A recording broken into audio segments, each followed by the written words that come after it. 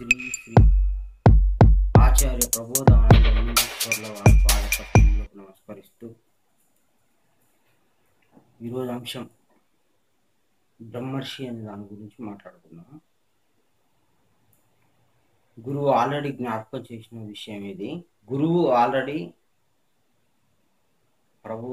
ప్రబోధ అనేటువంటి గ్రంథంలో మహర్షి ఆనంద అనేటువంటి అంశంలో గురువు వివరించి చెప్పారు. మహర్షి, రాజర్షి, దేవర్షి, బ్రహ్మర్షి అని 4 తరగతులు ఉన్నాయని చెప్పారు. అంటే పావుల భాగం అర్థమైన వాళ్ళకి, అర్ధ భాగం అర్థమైన వాళ్ళకి, ముప్పావు భాగం అర్థమైన వాళ్ళకి, పూర్తిగా అర్థమైన వాళ్ళకి ఈ పేర్లు వర్తిస్తాయి. పూర్వం ఉన్నవి ఇప్పుడు కూడా ఉన్నాయి. వీటిని ఆచరించాలని జ్ఞాపకం చేశారు గురువు.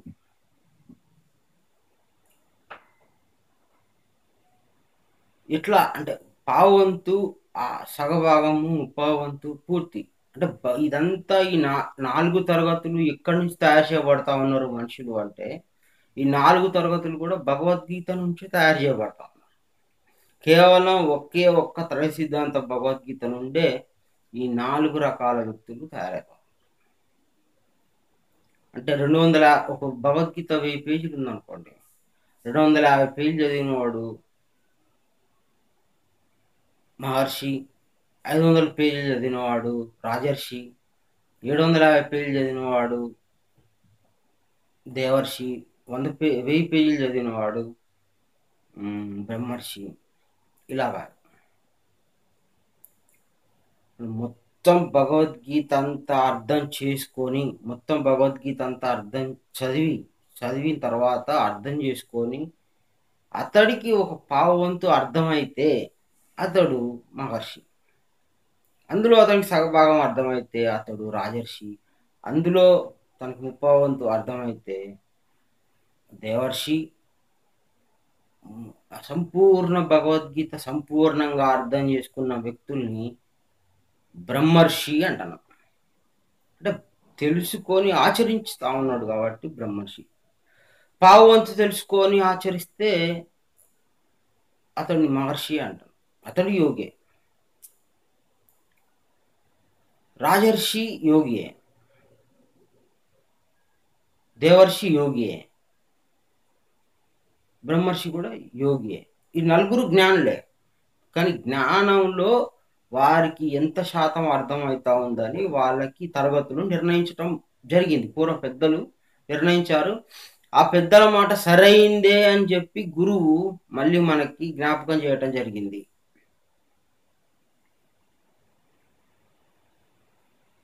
కానీ ఎవరు ఒప్పుకుంటారు? నాకు ఇంతే తెలుసు, నాకు అంతా తెలుసు అని చెప్పి ఎవరంటారు? జ్ఞానంలో ఎవరంటారు? ఎట్లా తెలుస్తా ఉంది జ్ఞానం అంటే? జ్ఞానం నీకు ఎంత శాతం అర్థమవుతా ఉందో దానిని బట్టి 4 తరగతులు నిర్ణయించారు. పై తరగతిలో ఉన్న వ్యక్తి కింది తరగతిలో ఉన్న వ్యక్తికి ఏదన్నా ఒక విషయం చెప్పినప్పుడు అది అతనికి ఎన్ని పాలు అర్థం అవుతా ఉంది అనేది పై తరగతిలో ఉన్న వ్యక్తికి తెలుస్తుంది. బ్రహ్మర్షి తరగతిలో ఉన్న వ్యక్తికి తెలియబడతా ఉంది. అది కానని భూమిలో, కస్తూరి కోనలో, మందరగిరి మీద మరి చెట్టు అని తత్వంలో వివరములలో బ్రహ్మం గారు చెప్పినట్లు నేను నీకు 12 నెలలు గడిపిస్తా, నీకు చెప్పు అని కింది తరగతులకి ఆ ప్రశ్న విసిరారు. అంటే ఆయన ఏ తరగతిలో ఉన్నాడు? బ్రహ్మర్షి అనే తరగతిలో ఉన్నాడు. ఈ తరగతిలో అర్హతలు అప్పుడు ఎవరు కనిపించకపోవడం చేత 12 నెలలు నీకు గడిపిస్తా చెప్పు అని చెప్పి ఛాలెంజ్ విసిరాడు అనమాట. పై తరగతిలో ఉన్నవాడు కింది తరగతి వాళ్ళకి పరీక్షలు పెడతా ఉన్నాడు. కింది తరగతుల వాళ్ళకి బోధ చెప్తా ఉన్నాడు, జ్ఞానం చెప్తా ఉన్నాడు. ఆ తరగతికి మీరు చేరుకోవాలని మిమ్మల్ని ఉత్సాహపరచడానికి జ్ఞానాన్ని ముడిపెట్టి చెప్తా ఉంటాడు. ఎవరు? బ్రహ్మర్షి. ఈ బ్రహ్మర్షి అనే అతను జ్ఞానాన్ని సంపూర్ణంగా అర్థం చేసుకొని, శరీర యంత్రాంగం లోపల జరిగే తతంగం అంతా తెలుసుకొని, జ్ఞానాన్ని ముడిపెట్టి చెప్పగలిగేవాడు అతడు బ్రహ్మర్షి. ముడిని విప్పేవాడు కూడా బ్రహ్మర్షి. ముడి వేయగలడు, ముడి విప్పగలడు. ఈ బ్రహ్మర్షి తరగతికి ఉన్నది ఏంటంటే జ్ఞానాన్ని ఎవరు ఎక్కడ ఎట్లా చెప్పినా 100 పాళ్ళు గ్రహిస్తాడు. ఇందులో ఎంత పాలు సత్యం ఉందో తెలియబడతా ఉంది అతనికి. ఒక వ్యక్తి జ్ఞానం చెప్పినప్పుడు ఎన్ని పాళ్ళ జ్ఞానం దీంట్లో ఉంది, స్థూల జ్ఞానం ఎంత, సూక్ష్మ జ్ఞానం ఎంత, ఆత్మ జ్ఞానం ఎంత, సేవ ఎంత ఉంది, భక్తి భావం ఎంత ఉంది. ఈ విధంగా బ్రహ్మర్షి తరగతిలో ఉన్న వ్యక్తికి అన్నీ అర్థమైపోతా ఉన్నాయి. అంటే ఈ తరగతి అనేది చాలా సేఫ్టీ, చాలా పెద్దది, చాలా గొప్పది. బ్రహ్మర్షి అనే తరగతి కింది తరగతిలో ఉన్న వాళ్ళకి, పై తరగతిలో ఉన్న వాళ్ళకి వ్యత్యాసం తప్పకుండా ఉంది. గురువే చెప్పడం జరిగింది. అది లోకంలో జరుగుతూ ఉంది. ఒకే గురువు బోధ కొందరికి 25% ఎక్కుతా ఉంది, ఒకరికి 50% ఎక్కుతా ఉంది, ఒకరికి అంతకంటే ఎక్కువ, ఒకరికి 100కి 100 పాళ్ళు జ్ఞానం అర్థమవుతా ఉంది అని గురువే స్వయంగా చెప్పారు. గురువే స్వయంగా చెప్పారు. ఒకే బోధ గురువు ఎదురుగా 100 మంది ఉండని, ఆ 100 మందిలో కూడా ఈ నలుగురు ఉంటారు. ఆ 100 మందిలో కూడా ఈ 4 తరగతులు ఉన్నారు. 1000 మందిలో 4 తరగతిలో ఉన్నారు. 1,00,000 మందిలో జ్ఞానంలో కూడా 4 తరగతులు ఉన్నారు. వాళ్ళకి అర్థమైనట్లుగా ఆ బోధని వాళ్ళు స్వీకరించి దాని ప్రకారమే ఆచరిస్తూ ఉన్నారు.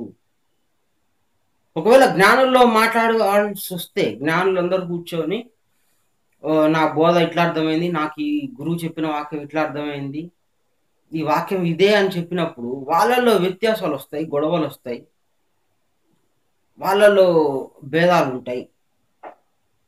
కారణం ఏమంటే, తక్కువ అర్థమైన వాడు ఇదే నాకు కరెక్ట్, నాకు ఇంతే, గురువు చెప్పింది ఇంతే, మళ్ళీ నువ్వు ఇంకొక రకంగా చెప్తా ఉన్నావు అని చెప్పి మాట్లాడడం జరుగుతూ ఉంటుంది.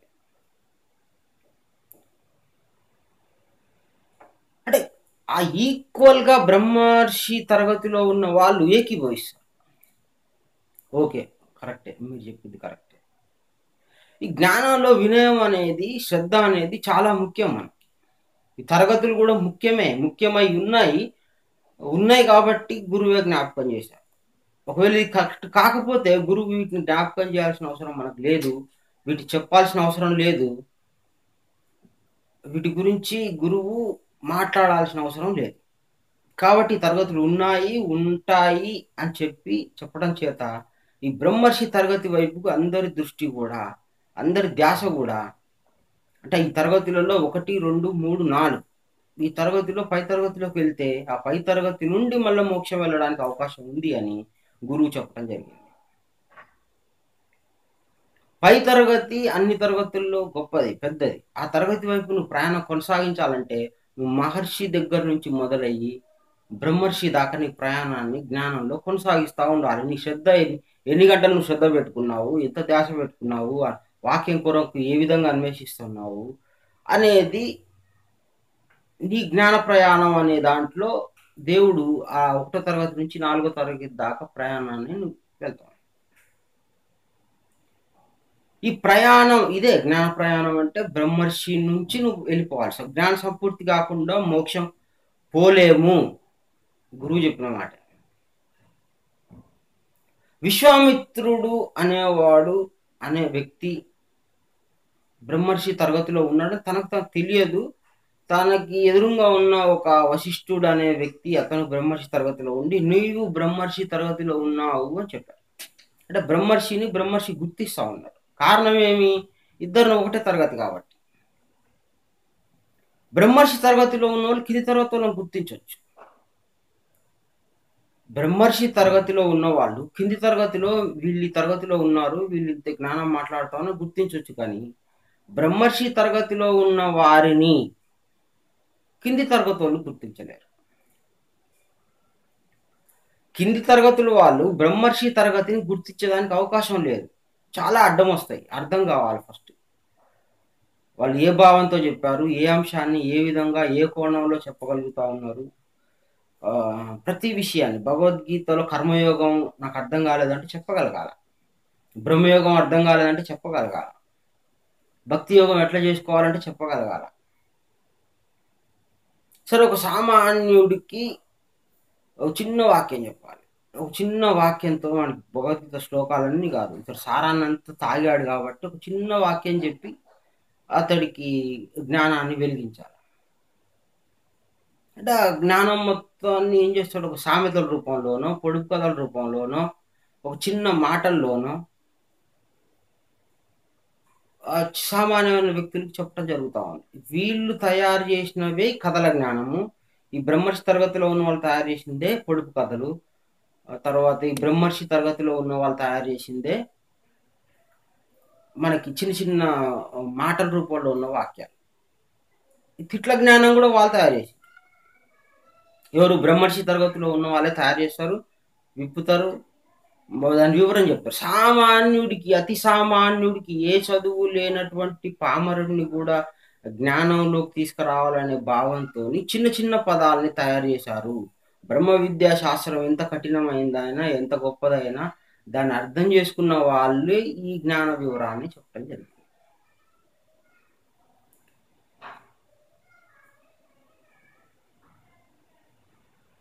సో ఈ బ్రహ్మర్షి తరగతి వాళ్ళు మనకి ముఖ్యం, మా జ్ఞానులకి ముఖ్యం, సర్వమాన వారికి కూడా ముఖ్యము.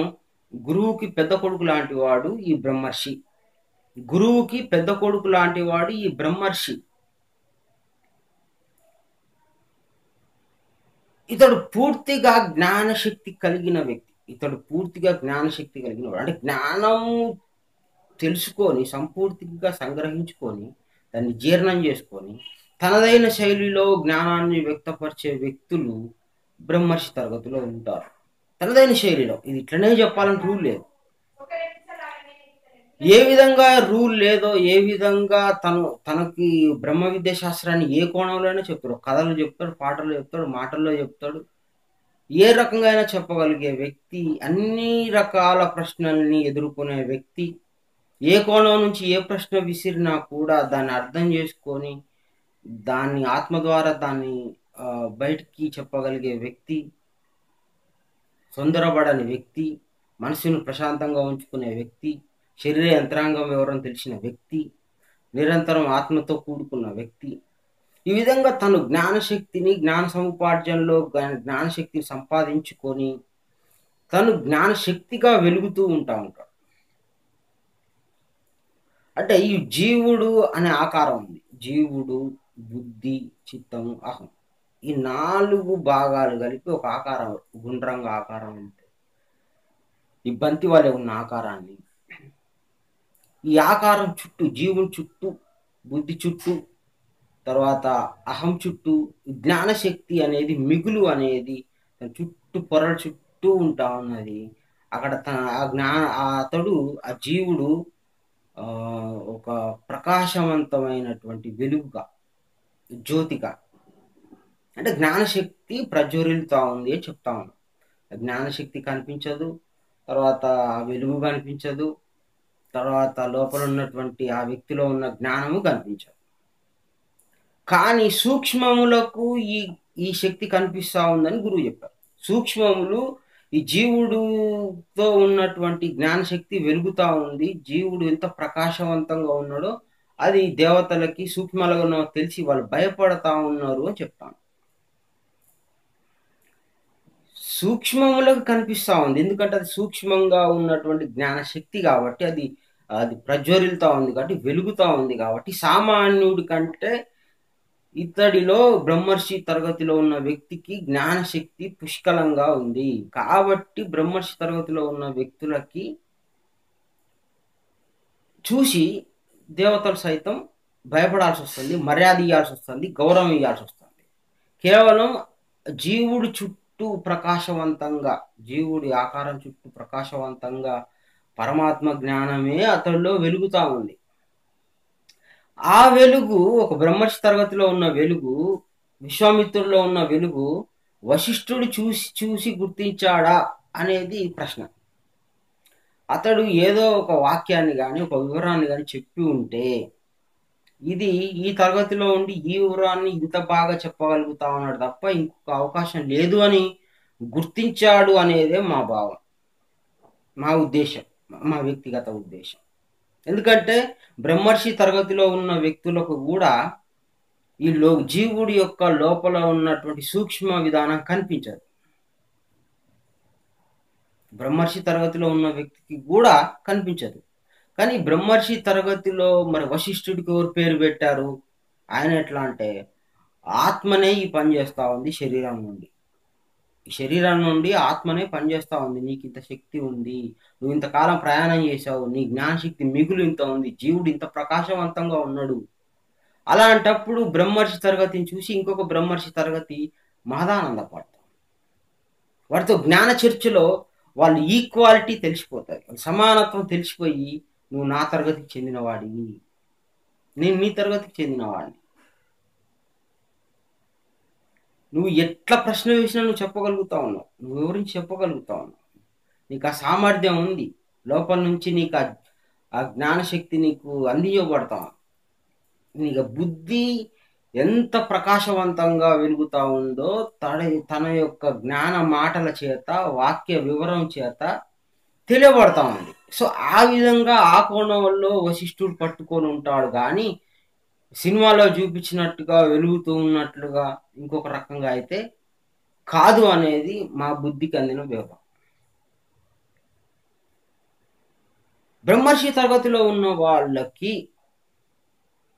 బుద్ధి చుట్టూ కూడా జ్ఞానశక్తి వలయం, జ్ఞాన వలయం ఆవరించి ఉంటుంది, చిత్తం చుట్టూ, అహం చుట్టూ. బట్ వాళ్ళ అహాన్ని పొందేదానికి అస్సలు అవకాశం లేదు. చిత్తాన్ని కూడా, అంటే కర్మ నుంచి వచ్చేటువంటి చిత్తాన్ని కూడా అనుభవించేదానికి అవకాశం లేదు. అంటే చిత్తం అనుభవించకపోతే కర్మ ఎట్లా అవుతుంది అని అంటే, కర్మ ఏదన్నా ఉండని లోపల వీళ్ళు జ్ఞానశక్తితో కూడుకున్నటువంటి భావాలు, ఆలోచనలు మాత్రమే ఉంటాయి.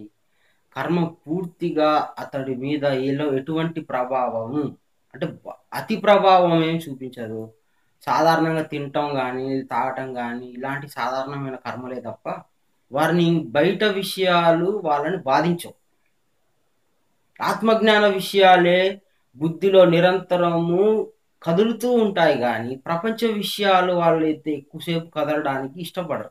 బుద్ధి చుట్టూ ఆ యొక్క జ్ఞానశక్తి వలయం చేరిపోతా ఉంది.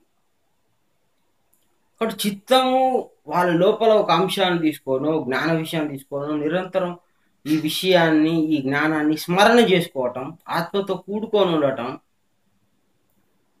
వాళ్ళ చిత్తం ఎంతసేపు ఆధ్యాత్మిక విద్య ప్రకారమే ఉంటుంది. కాబట్టి అహం అనేది లేదు. కాబట్టి అహం చుట్టూ కూడా జ్ఞానశక్తి వలయం వచ్చేసి అహం పొందటం కానీ, చిత్తాన్ని కానీ, కర్మ ప్రకారం చిత్తాన్ని కానీ, బుద్ధిని ఎంతసేపు జ్ఞాన విషయాల్లో నిలకడగా ఉంచుకునే వ్యక్తుల్లో బ్రహ్మర్షి తరగతి వాళ్ళు చాలా గొప్పవాళ్ళు. ఆ శక్తి వాళ్ళకు ఉండటం చేత వాళ్ళు నిరంతరం ఆత్మ జ్ఞాన ధ్యాసలోనే ఉంటారు. ప్రతి విషయం కూడా వాళ్ళు ఆలోచన చేస్తూ ఉంటారు, ప్రపంచ విషయాల ఆలోచన చేయరు, అవి వచ్చిపోతూ ఉంటాయి.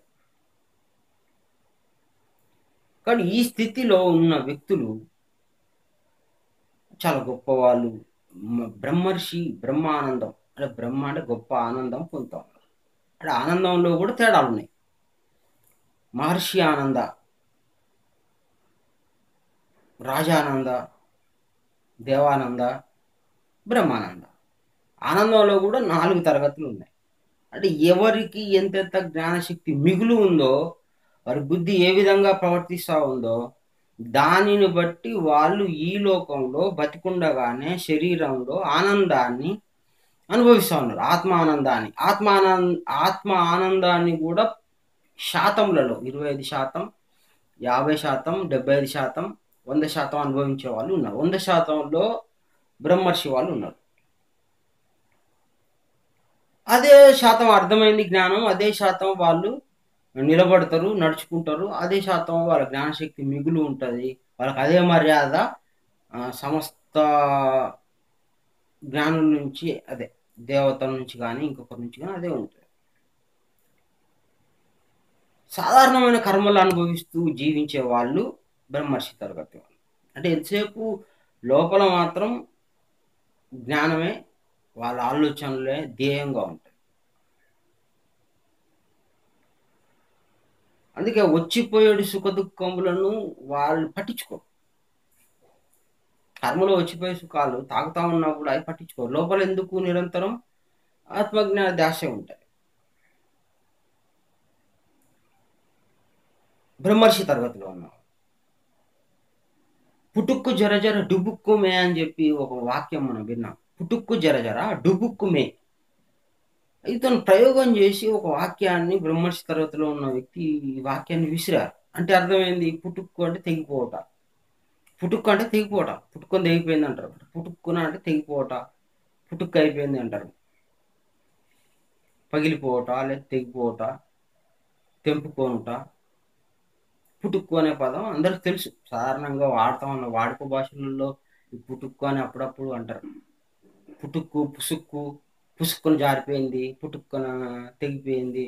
ఇట్లాంటి పదాలు అన్నీ మనకు తెలుసు. ఈ పుటుక్కు అనే విషయం తెలుసు. జరాజర అనేది జ్ఞానంలో మాత్రం తెలుసు. ఎందుకంటే జా అంటే పుట్టుట, రా అంటే నాశనం. జా అంటే పుట్టుట, రా అంటే నాశనం, బీజాక్షరాలు. జరాజర అన్నాడు అంటే చావు పుట్టుకలు, చావు పుట్టుకలు. చావు పుట్టుకల మధ్యలో పుడుతూ చేస్తూ పుడుతూ చేస్తూ పుడుతూ చేస్తూ పుడుతూ చేస్తూ పుడుతూ చేస్తూ తెంపుకోవాలి. తెంపుకోరా చావు పుట్టుకలను తెంపుకుంటే ఏమవుతుంది? డుబుక్కు. అంటే తెంపుకుంటే ఏమవుతావు? డుబుక్కు. అంటే డుబుక్కడ మాయం, మాయం అయిపోతాను. మాయం అన్నా, తెలియబడింది అన్నా, లేకపోతే కనబడింది అన్నా, అంతటిని పరమాత్మ అంటాం, మోక్షము అంటాం. ఈ పుట్టుక్కు జరజర డుబుక్కు, డుబుక్కు అంటే మోక్షం. మే అంటే మామూలుగా శబ్దాన్ని మే అని అంటారు. అంటే మేక వైపు, అంటే మేక శబ్దం వైపు ధ్యాసని మళ్ళిస్తాడు. బ్రహ్మర్షి తరగతిలో ఉన్న వ్యక్తి ఈ వాక్యాన్ని ప్రపంచంలో ధ్యాస కలిగేటట్లు చెప్తాడు. ప్రపంచం వైపు నీ దృష్టిని వెళ్ళేటట్టు చేస్తాడు. దాన్ని అందుకే మేని మే అన్నాడు, మేకలాగా అరిచాడు. సాధారణ వాస్తవంగా మే అన్న, మా అన్న నేను అని వస్తుంది, జీవుడు అని వస్తుంది. మమ్మ అన్న, మే అన్న, మా అన్న ఇది జీవునికి వస్తుంది. నేను అంటే మా అనే పదం నేను అని అర్థం వస్తుంది, జీవుడు అని అర్థం వస్తుంది. కాబట్టి చావు పుట్టుకలను తెంపుకొని మోక్షం పొందాలి నేను, నువ్వు కాదు, నేను అని అన్నాడు అక్కడ. అదే పుట్టుక్కు జరజర దుబుక్కు మే, మే అనకుండా మే అన్నాడు. సో అప్పుడు ఏమవుతుంది? మేక వైపు వెళ్తాడు. సో దానికి ప్రపంచంలో అనేక మంది అనేక అర్థాలు తీసుకొని ఆ విధంగా దారి తప్పిపోతాం.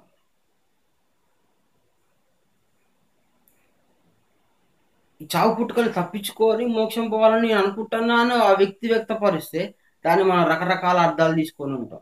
బ్రహ్మర్షి తరగతిలో ముడిపెట్టిన వ్యక్తులు వీళ్ళంతా.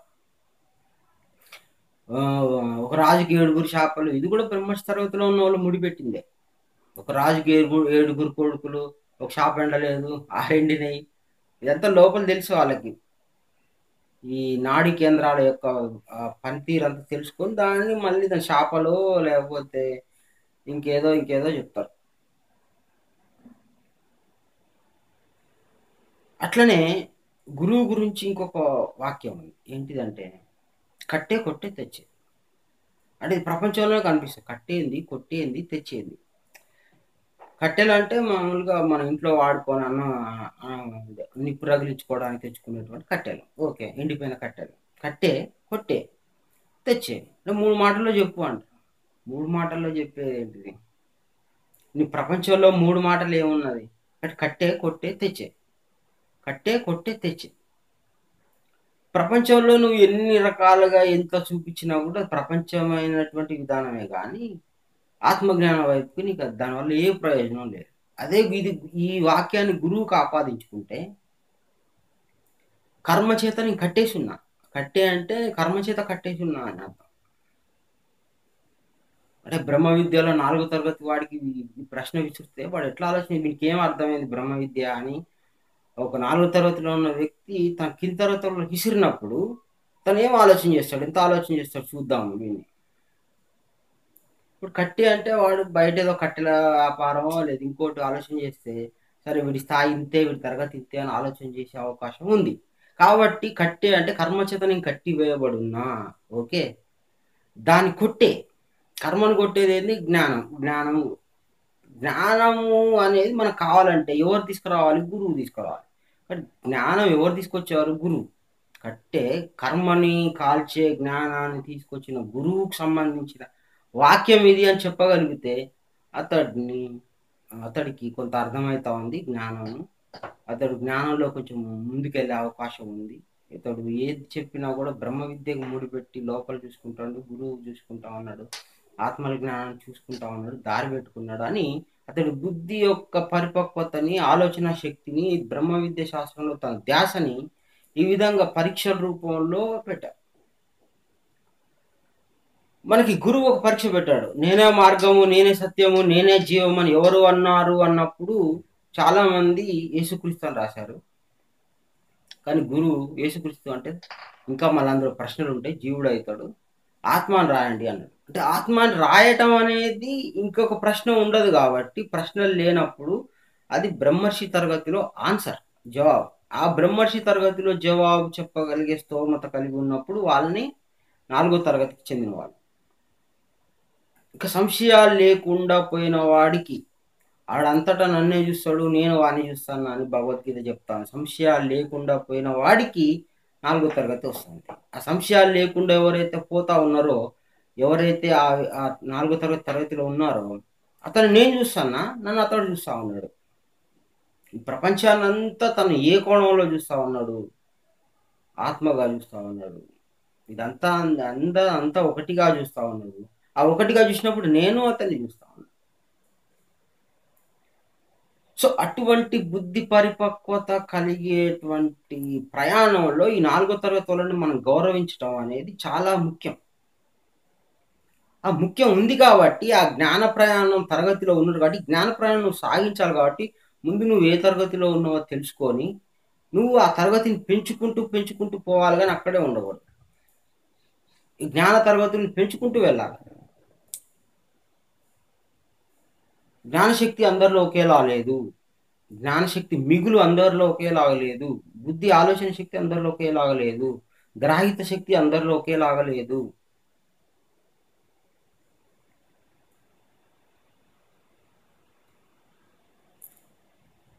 చాలా అంటే చాలా ముడిపెట్టిన విషయాలు ఉన్నాయి. బైబిల్లో కూడా ఉన్నాయి. ఒక స్త్రీ తీసుకొచ్చిన 3 కుంచంలో ఉంచబడిన పుల్లని పిండిని పోలింది పరలోక రాజ్యము అంటే ఇది ఎవరిప్పుతారు? ఇది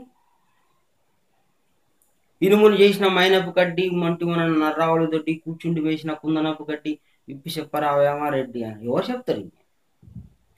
ఈ ఈ వాక్యాన్ని విప్పి చెప్పే సామర్థ్యం ఒక్కరికి కూడా నాకు కనపడలేదని యోహాన్ గారు ప్రకటన గ్రంథంలో రాశారు. ఒక్కడు కూడా నాకు కనపడట్లేదు ఈ తరగతి వ్యక్తి. బ్రహ్మంగారు ఆ తరగతిలో ఉండి కింది తరగతిలో మీరు ఇప్పటి 12 నెలలు గడుగుతారు. 12 నెలలు ఇచ్చినా వాళ్ళకి తెలియాలి కదా, ఆ తరగతిలో ఉంటే తెలుస్తుంది. బ్రహ్మంగారు చెప్పింది స్వయంగా గురువు గారు చెప్పడం జరిగింది. అంటే ఆ తరగతి ఇంకెవరు లేరు, ఇప్పటి నుంచి స్టార్ట్ అవుతుంది, ఇప్పటి నుంచి చెప్పాల్సిందే అని. త్రై సిద్ధాంత గ్రంథాలు మొత్తం చదువుకున్న వ్యక్తులు అంటే జ్ఞాపక శక్తి అంటే అర్థమయ్యే శక్తి ఉండాలి, కానీ ఆ వాక్యం యాజ్ ఇట్ మక్కి ఇట్లనే కాదు. సారాన్ని తాగాలి.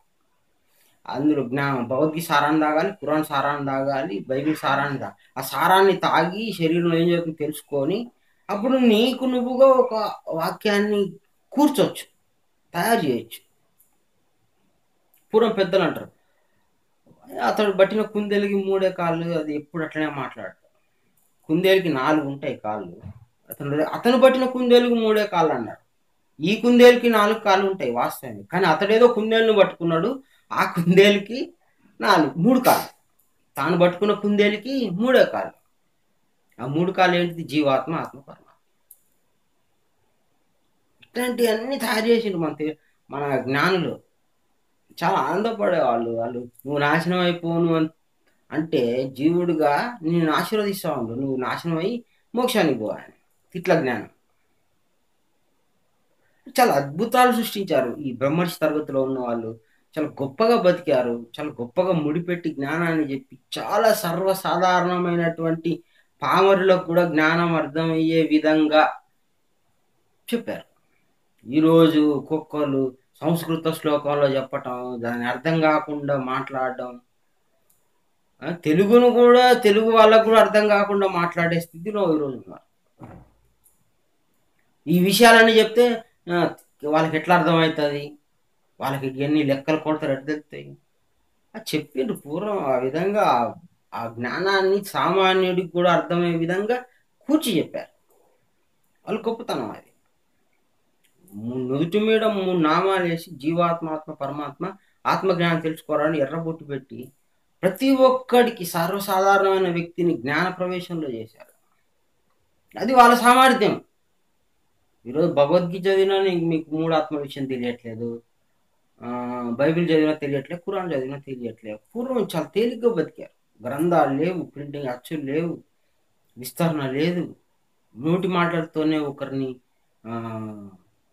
జ్ఞానులుగా చేసి అభివృద్ధి చేసేవాళ్ళు, గుర్తించేవాళ్ళు. నువ్వు ఈ తరగతిలో నువ్వు ఈ తరగతికి రా.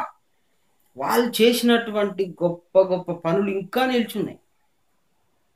ఎవరికైనా ఏదైనా దెబ్బ తగిలితే అమ్మ అంటారు, అబ్బా అంటారు. వీటి అర్థం కూడా చెప్పారు గురువు.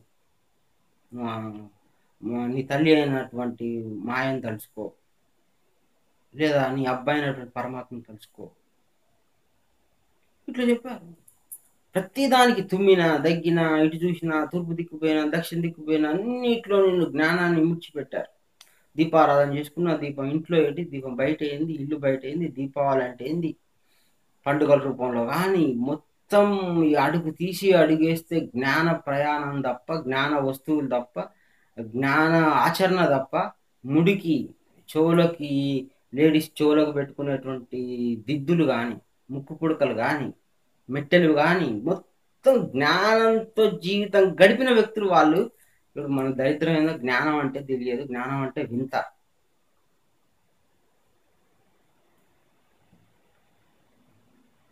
అంత గొప్పగా బతికినటువంటి సమాజంలో 4 తరగతులు ఉన్నారు. ఇప్పుడు 4 తరగతిలో ఉన్నారు. ఈ బ్రహ్మర్షి తరగతికి చేరుకోవాలంటే ఫస్ట్ నువ్వు ఏ తరగతిలోనో తెలుసుకోవాలి. ఎదుటి వ్యక్తికి నువ్వు ప్రశ్న వేసేటప్పుడు, ఎదుటి వ్యక్తికి నువ్వు జవాబు తెలుసుకోవాలనుకున్నప్పుడు వినయం ఉండాలి. వినయం లేకుండా జ్ఞానంలో కూడదు, ప్రయాణం కొనసాగించలేము.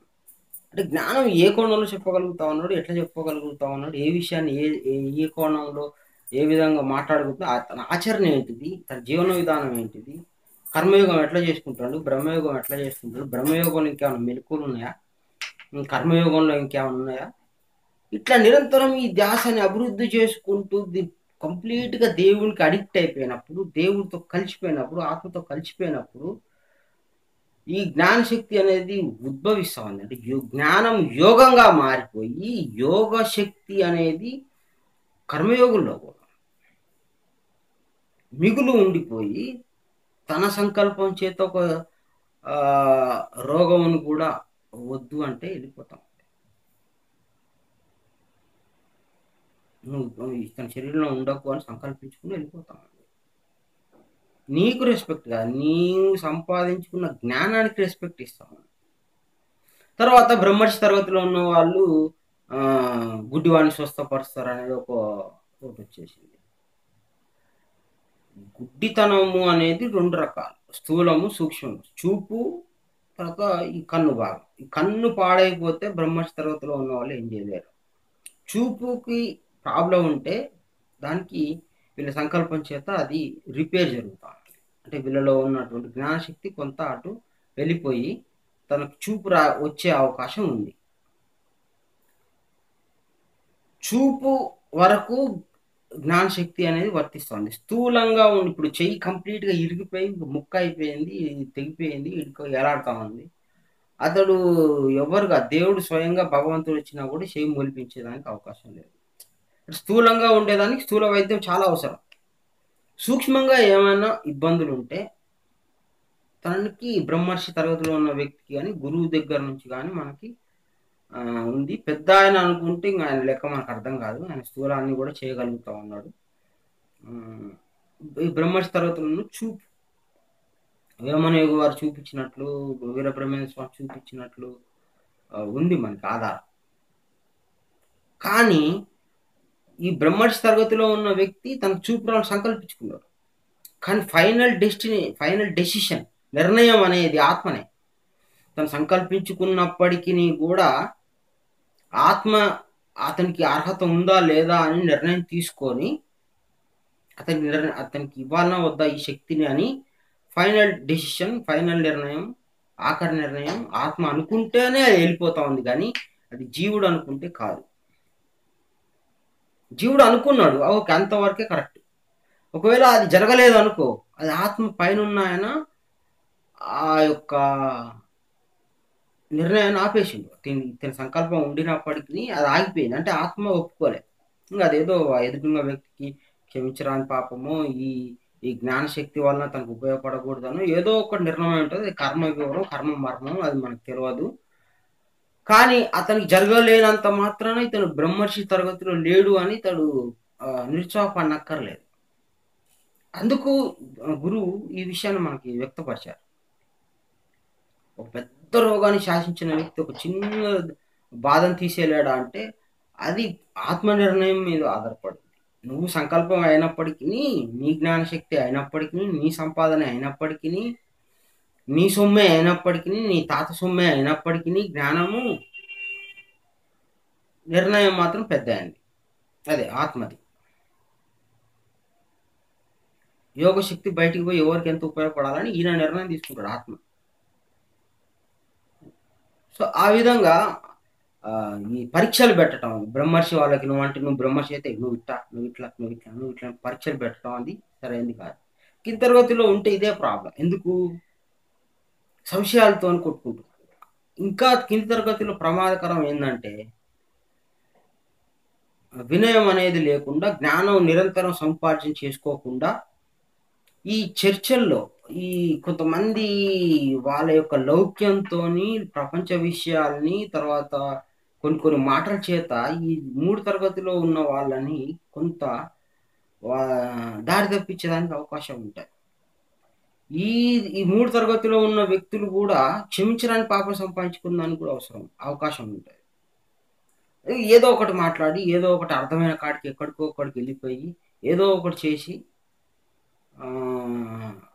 కొంత జ్ఞానంతోనే వాళ్ళు దేవుని విషయంలో కూడా తప్పులు చేసి సంపాదించుకోవడానికి అవకాశం ఉంది. గురువే స్వయంగా చెప్పారు, క్షమించరాని పాపం పూర్తి అజ్ఞానం ఎవ్వరు సంపాదించుకోలేరు, కొద్దిగా గొప్ప జ్ఞానం తెలిసిన వాళ్ళే సంపాదించుకుంటారు అని గురువు చెప్పడం జరిగింది. ఈ కర్మ అనేటువంటి అంశంలో చెప్పారు అనుకుంటారు. అంటే జ్ఞానం చాలా జాగ్రత్తగా ఉండమని గురువు, అందుకే చాలా జాగ్రత్తగా ఉండండి, వినయంగా ఉండండి, జ్ఞానం తెలుసుకుంటూ పోండి, సంశయాలు ఉంటే మీ లోపల ఆత్మను అడగండి, నిరంతరం ప్రయాణం చెయ్యండి. ఈ తరగతిలో వస్తే చాలా సేఫెస్ట్ ప్లేస్. బ్రహ్మర్షి తరగతిలో ఉంటే చాలా సేఫెస్ట్ ప్లేస్. బ్రహ్మర్షి తరగతిలో ఉన్న వ్యక్తి చాలా గొప్పవాడు, పెద్దవాడు, దేవునికి ఇష్టమైన వాడు, జ్ఞానశక్తి కలిగిన వాడు. ఈ తరగతిలో ఉండటానికి ప్రయత్నం చేయాలంటే నువ్వు జ్ఞాన ప్రయాణం మహర్షి నుంచి మొదలెట్టి నువ్వు ఇక్కడ నుంచి ప్రయాణం కొనసాగించాలి. ఇదే జ్ఞాన ప్రయాణం అంటే. జ్ఞానంలో నువ్వు ఒక చిన్న గ్రంథం చదువుకొని ఒక చిన్న జనన మరణాలు తెలుసుకున్నప్పటికీ నువ్వు జ్ఞాన ప్రవేశం జరిగినట్టే.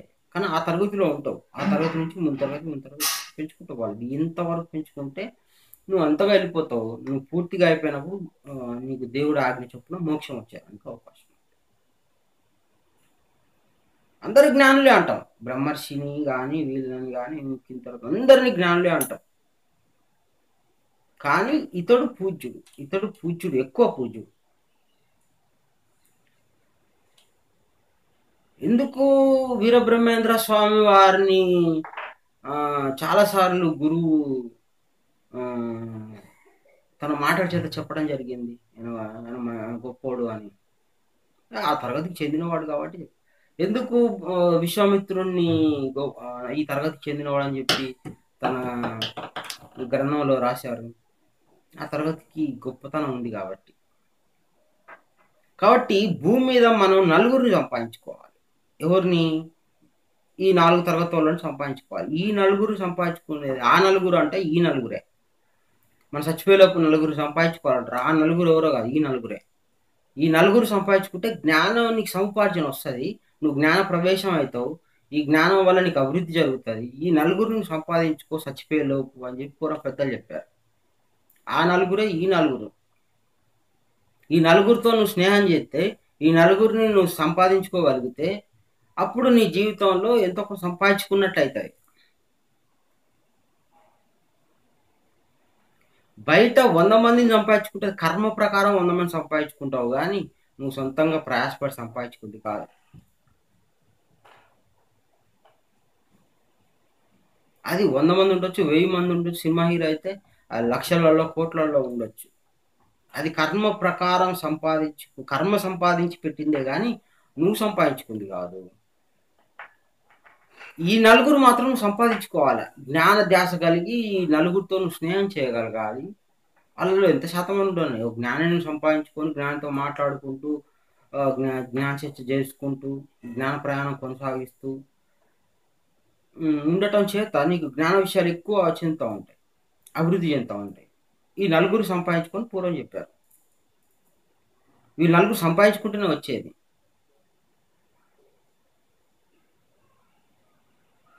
ఇకపోతే ఇంకొక విషయం ఉంది.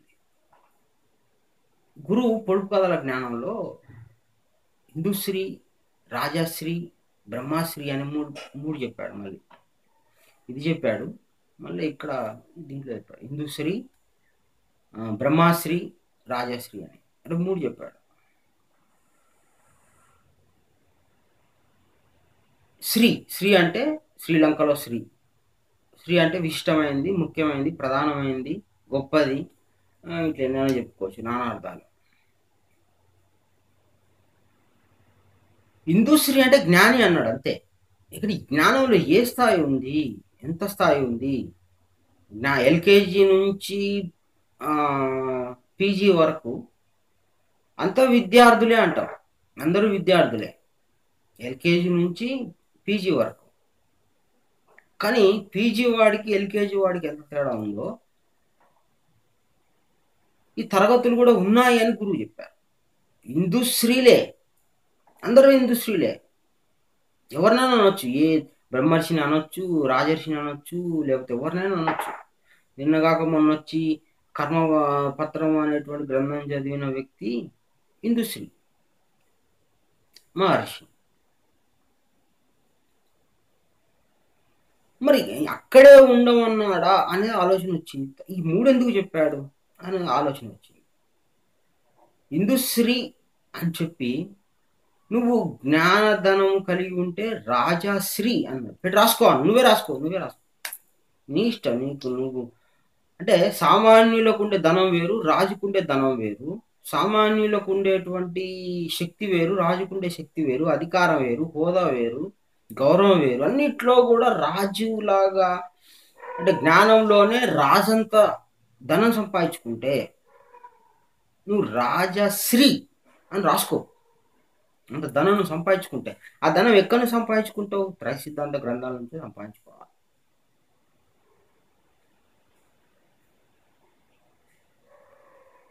రాజంత ధనం, రాజుకి హిందూశ్రీకి తేడా ఉంది, రాజశ్రీకి హిందూశ్రీకి తేడా ఉంది. రాజంత ధనం సంపాదించుకుంటే రాజశ్రీ అని రాసుకో. నువ్వు యోగివైతే బ్రహ్మశ్రీ అని రాసుకో. బ్రహ్మశ్రీ, బ్రహ్మ అంటే పెద్ద, నువ్వు రాజు కంటే కూడా పెద్దోడి. మామూలుగా గురు సమానులు అనే ఒక పదం ఉంది లోకంలో. అంటే గురు జ్ఞానాన్ని సంపూర్తిగా అర్థం చేసుకొని అతడి అంటే ఆ తరగతి వరకు అర్థం చేసుకొని ఆ హోదాలో చెప్పగలిగే వ్యక్తి అంటే గురువు పెద్ద కొడుకు లాగా వ్యవహరిస్తాను గురు సమానులు అంటారు. గురు సమానులు అంటారు. అంటే లోకంలో ఆ పేరు ఉంది. సరిగా ఆ పేరు గురించి వదిలేస్తే బ్రహ్మర్షి అంటే పెద్దోడే, ఎట్లయినా పెద్దోడే కాబట్టి బ్రహ్మశ్రీకి రావాలి. హిందూశ్రీ నుంచి రాజశ్రీ పోవాలి, రాజశ్రీ నుంచి బ్రహ్మశ్రీకి పోవాలి. నీకు జ్ఞానాభివృద్ధి జరుగుతూ ఉందన్న విషయం నీకు తెలియాలి, మాకు కూడా తెలవాలి, జనాలకు తెలవాలి, లోకానికి తెలియాలి. తెలియాలంటే ఈ పేర్లు పెట్టుకోవాలి, పేరు నిలబడాలి. ఈ పేర్లు నీ ముందు ఉండాలి, నీ పేరుకు ముందు ఈ పేర్లు రాసుకోవాలని గురువే స్వయంగా అందరికి ఇందుశ్రీ అని రాయించాడు.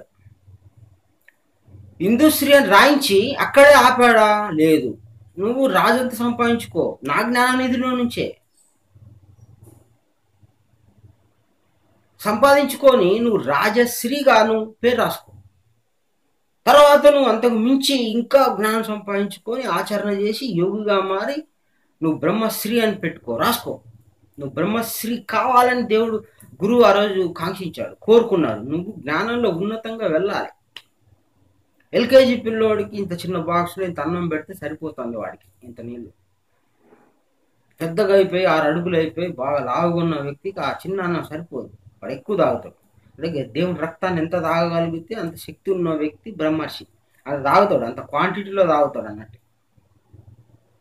అంటే నా రక్తం తాగండి, మీరు స్ట్రా వేసుకొని తాగుతారా, తింటారా, ఏం చేస్తారో చేయండి. అంటే జ్ఞానం, రక్తం అన్నా జ్ఞానం అన్నా శరీరం అన్నా ఈ త్రైసిద్ధాంత గ్రంథాల నుంచి నువ్వు ఎంత తీసుకుంటే అంత ఉంది. అది అంత తొందరగా అర్థమయ్యేదానికి అవకాశం లేదని చాలామంది జ్ఞానులే మాట్లాడడం జరుగుతూ ఉంది. అందులో సంపూర్ణంగా తాగిన వాళ్ళు ఉంటారు అనేది గురువు చెప్పారు, సంశయం లేదు. కానీ వాళ్ళకి పూర్తిగా తాగిన ఉన్న విషయం వాళ్ళకే తెలియకపోతే, వాళ్ళకి అర్థం కాకపోతే వాళ్ళు సంశయంలో ఉన్నట్టే. సంశయంలో ఉన్నవాడు సంశయం లేని వాడితో సమానం కాదు. ఇక్కడ ధైర్యం ఉండాలి, తన దగ్గర ఎంత బుద్ధి బలం ఉందో తెలియాలి, జ్ఞానశక్తి ఎంత ఉందో తెలియాలి, ఆత్మ తనకి పెట్టిన పరీక్షలలో నిలబడాలి, చాలా ఉంటాయి. మేము ధన మాన ప్రాణముల ఫలములను లాక్కొని పరీక్షిస్తాం. సహనం వహించే వాళ్ళ దృష్టిలో జ్ఞానికి పరీక్షలు ఉండవు అనుకో. జ్ఞానికి కూడా పరీక్షలు ఉంటాయి. బయట పరీక్షలు ఉన్నట్టే జ్ఞానికి కూడా పరీక్షలు ఉంటాయి. ధన మాన ప్రాణ ఫలములను లాక్కొని మేము పరీక్షిస్తాం. సహనం వహించే వారు ఎవరో వారికి శుభవార్త ఉంది అన్నాడు. వారికి శుభవార్త. ఒక్కొక్క తరగతి మారేదానికి నీకు పరీక్షలు ఉంటాయి, అనేక అడ్డంకులు ఉంటాయి, సొంత వాళ్ళతోనే ఉంటుంది. నీ తలలో నీ బుద్ధితోనే నీకు పరీక్ష ఉంటుంది. నీ తలలో నీ బుద్ధితోనే పరీక్ష ఉంటుంది. నీ బుద్ధి నిన్ను కన్ఫ్యూజ్ చేస్తుంది, తికమగా పెడుతుంది. నిలబడవా, ఎటువైపు ఉంటావు అనేది ఈ పరీక్షలన్నీ చాలా మంది ఎదుర్కొన్నారు. జ్ఞానులు, పెద్ద పెద్ద వాళ్ళందరి జీవితాలు చాలా గొప్పగా ఈరోజు మనము స్మరిస్తూ ఉన్నాం, అప్పుడు తలుచుకుంటా ఉన్నాం. కాబట్టి గొప్ప వాళ్ళని ఎప్పుడు తలుచుకుంటాం. సో అదే విధంగా జ్ఞాన ప్రయాణంలో ఒడదొడుకులు ఉంటాయి. ఎదుర్కొన్నప్పుడు నిలబడ్డప్పుడే ముందు వరుసలోకి తీసుకెళ్తాం.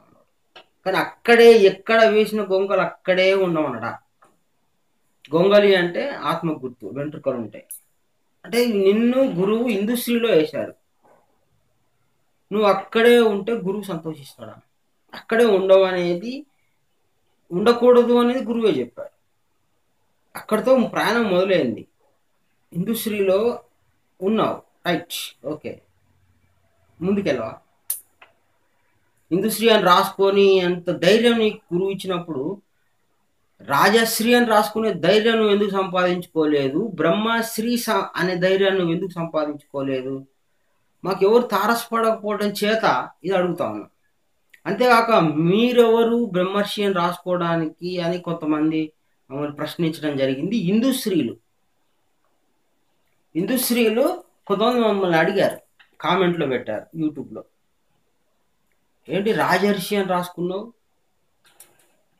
దేవుని ముద్ర ఉంది తలకి, హిందూశ్రీయే, జ్ఞాన ప్రవేశం జరిగింది.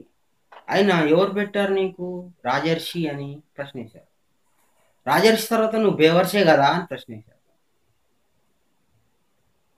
మాకేమీ బాధ లేదు, నీ తరగతి ఏంటిదో లోపల బుద్ధి నాకు చెప్పింది కాబట్టి నాకేం బాధ లేదు. నాకేమి ఈ ప్రపంచంలో ఉన్నటువంటి మాటల చేత బాధపడట్లేదు. కారణం ఏమి?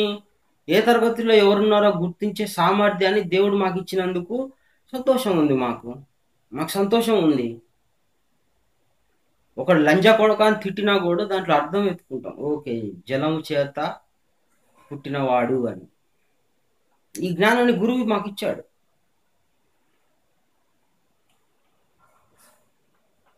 కింది తరగతిలో వాళ్ళు రాళ్ళు వేస్తే అవి రాళ్ళే, అవి ఈ తరగతిలో వేసిన రాళ్ళే అని తెలుసు మాకు. దేవుడి బుద్ధికి అందించాలి. ఈ హిందీ తరగతిలో అంత సేఫ్టీ అనేది మాకు కనపడట్లేదు. హిందీ అనే తరగతిలో సేఫ్టీ లేదు కాబట్టి పై తరగతులకు రావాలని గురువు కోరుకున్నాడు.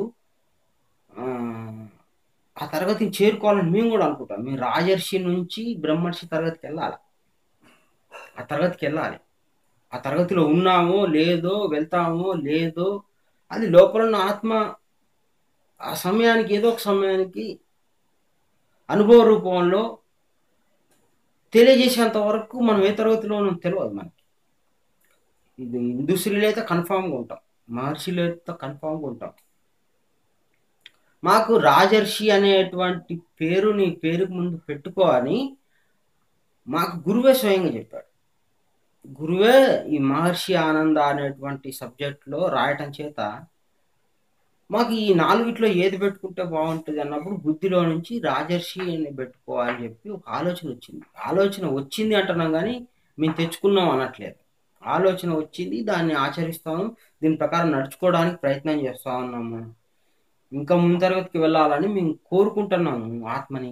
ఆ తరగతి తీసుకొని వెళ్ళి ఆ తరగతిలో ఉండేటువంటి అన్ని విషయాలు మాకు తెలియజేయండి అని మేము కోరుకుంటున్నాం, ప్రయాసపడతా ఉన్నాం. జ్ఞాన ప్రయాస మాకుంది. కింది తరగతిలో వాళ్ళు ఎవరన్నా చెప్తే వాళ్ళని గుర్తించినట్టు చేయండి. అదే పై తరగతిలో ఉన్న వ్యక్తులు కూడా ఫలానా తరగతిలో ఈ వ్యక్తులు ఉన్నారని తెలిసినప్పుడు, పై తరగతిలో ఈ వ్యక్తులు ఉన్నారని తెలిసినప్పుడు మాకు వాళ్ళని కూడా గుర్తించి సామర్థ్యాన్ని మాకు కలిగించు అని వేడుకుంటాను. వినయం అనే దాన్ని మేము ప్రధానంగా పెట్టుకున్నాం. ఒకవేళ జ్ఞానానికి ఆటంకం వస్తే ఆ వినయం ఉండదు. జ్ఞానానికి ఆటంకం వచ్చితే వినయం ఉండదు. అట్లనే మేము కోరుకుంటాం. మా జ్ఞాన ప్రయాణానికి ఆటంకం వస్తే దయచేసి మాకు ఆ ఆటంకం చేసే వాళ్ళ నుండి మమ్మల్ని తప్పించు అని వేడుకుంటాను. వాళ్ళని ఎదిరించే సామర్థ్యాన్ని మా బుద్ధికి ఇవ్వండి అని వేడుకుంటాను. ఇది కోరుకుంటాను. నేనేమి సామర్థ్యం కాదు, నా తండ్రి సామర్థ్యుడు కాబట్టి, ఆత్మ గొప్పవాడు కాబట్టి, పెద్దవాడు కాబట్టి, ఆయనకు శక్తి ఉంది కాబట్టి ఆయనకు నేను చెప్పుకుంటా. ఆయన అప్పుడు దాన్ని ఎట్లా ఎదిరించాలి, ఏంటిది, ఎట్లా మాట్లాడాలి, ఏంటిది, అది ఆయన పని ఆయన చూసుకుంటాడు. తరగతిని పెంచేది ఆయనే, తరగతిని తగ్గించేది కూడా ఆయనే. నీ తరగతి నువ్వు నిలబెట్టుకోలేకపోతే దాని నుంచి కిందకి తోసేవాడు కూడా ఆయనే, ఆత్మ. ఈ ఆత్మ మీద మీకు భయం లేకపోవటం చేత ఎదుటి వాళ్ళని ఎత్తి చూపిస్తా ఉన్నారు. జ్ఞానంలో నుంచే మీరు జ్ఞాన పాపం సంపాదించుకుంటారు. పాపం మళ్ళీ పామరుని తిడితే నీకు అంతేం రాదు. మేము వెళ్ళి ఇండస్ట్రీలో ఉన్న వ్యక్తుల్ని తక్కువ చేసి మాట్లాడినా, ఇబ్బంది పెట్టినా, వాళ్ళని తక్కువ చేసి మాట్లాడినా వస్తుంది. జ్ఞానం దగ్గర నుండి పాపం వచ్చేదానికి అవకాశం ఉంది. ఈ పాపం అంతా క్షమించడానికి పాపం అంతా పూసుకునేది ఈ 4 తరగతిలో ఉన్నోళ్ళే. కొద్ది గొప్ప తెలుసుకొని ఎంత ఈ గురువు చెప్పిన మాట ఇది. కాబట్టి వినయము చాలా అవసరము జ్ఞానంలో. అంటే జ్ఞానం తెలిసినట్టు గురువులను చేరి వినయ విధేయతలతో పరిప్రశ్నేన అన్నాడు. పరిప్రశ్నేన సేవ అంటే సమయానుకూలంగా ప్రశ్నలు అడిగి తెలుసుకో. జ్ఞానం తెలిసినట్టు గురువులను చేరి అని అక్కడ భగవద్గీతలో ఆ శ్లోకం ప్రకారమే మేము నడుచుకుంటున్నాం. ప్రతి ఒక్కరి దగ్గర జ్ఞానం ఉంది దగ్గర. అట్లా అందరూ నడుచుకోవాలి.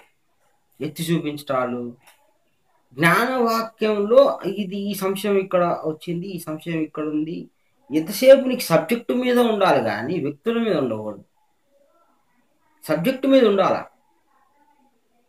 ఎంతసేపు జ్ఞానం జ్ఞానం జ్ఞానం జ్ఞానం జ్ఞానం జ్ఞానం ఇది తప్ప ఇంకొకటి ఉంటే నువ్వు ముందు తరగతిలోకి వెళ్ళేదానికి అవకాశం లేదని స్వయంగా తండ్రి చెప్తా ఉన్నాడు.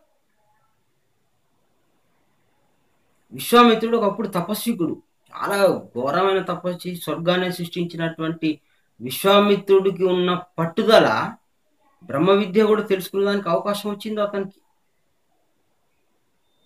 అతను ఆ తపస్సు పట్టుకున్నాడు, చాలా గొప్పవాడుగా పేరు తెచ్చుకున్నాడు. బ్రహ్మ విద్య శాస్త్రాన్ని కూడా పట్టుకున్నాడు, పేరు తెచ్చుకున్నాడు. బ్రహ్మర్షి తరగతిలో పేరు తెచ్చుకున్నాడు. తపస్వికుడిగా ఉన్నప్పుడు చాలా గ్రేడ్, హై గ్రేడ్. బ్రహ్మ విద్య శాస్త్రం వచ్చినప్పుడు హై గ్రేడే. పట్టు పట్టరాదు పట్టి విడవరాదు పట్టెనేమి బిగే పట్టవలను పట్టి విడుచుట కన్నా పడిచచ్చుట మేలు విశ్వదాభిరామ వినరవేమ అన్నాడు.